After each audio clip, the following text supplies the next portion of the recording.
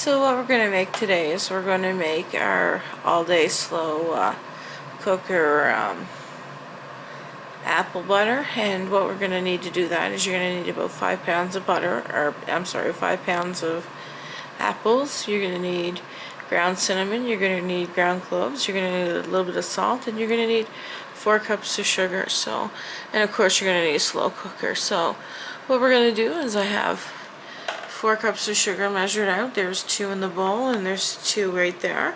So that's 2 in the bowl, 2 in the measuring cups, equaling 4. And we're going to need 1/4 of a teaspoon of salt. We're going to need 1/4 of a teaspoon of the ground cloves, and we're going to need 2 teaspoons of ground cinnamon. So I'm just going to get everything measured out, and I'm going to bring you forward to when I have it all measured. So we have our 2 cups of sugar, and we're going to add in another 2 cups, so there's a total of 4 cups. And we're going to add in the 1/4 of a teaspoon of salt. I'm just going to measure that out here. And there's our salt added in. And now I'm going to add in our ground cloves. And that's 1/4 of that as well. And there we have that measured out. And now we need our 2 teaspoons of ground cinnamon.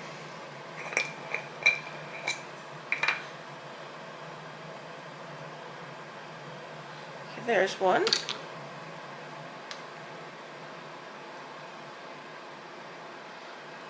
And there's the 2nd. So once we have this mixed up, I'm just going to use the whisk.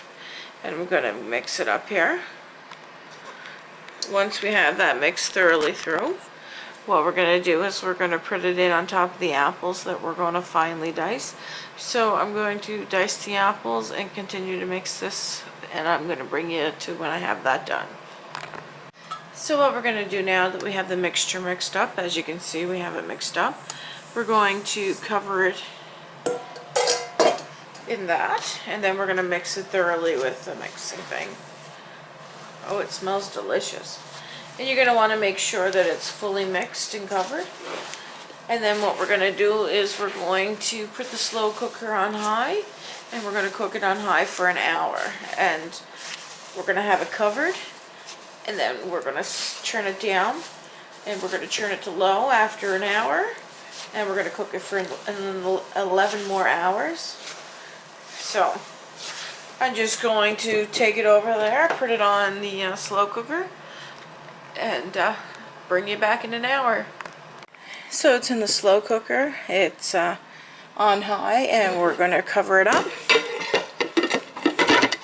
set the timer, and we'll come back in an hour.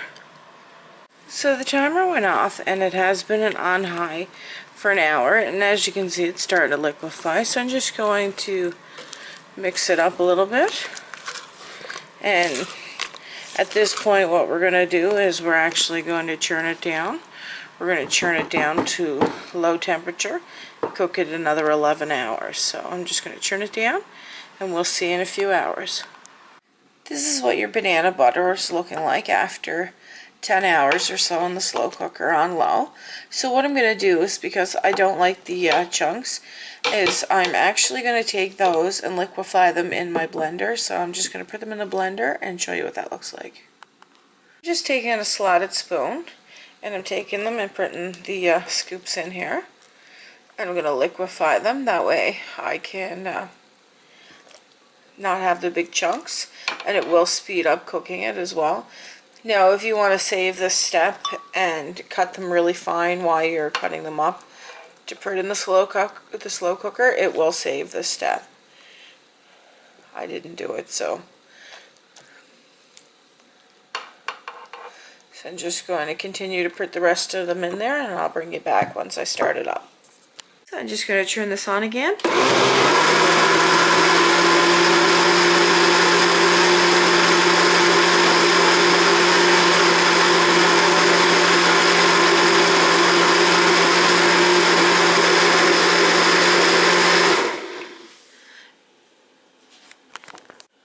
is what the juice looks like.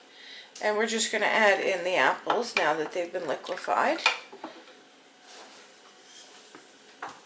And it gives it more of a butter consistency once you take out the chunks. And I'm just going to mix it together.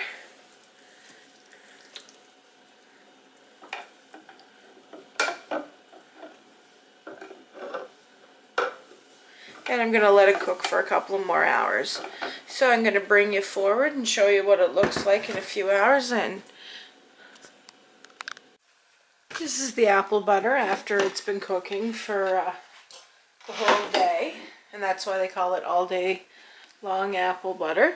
So I'm just going to get it ready and start bottling it. So you're going to want to funnel in some bottles. Now you can freeze this and you can also store it in the fridge.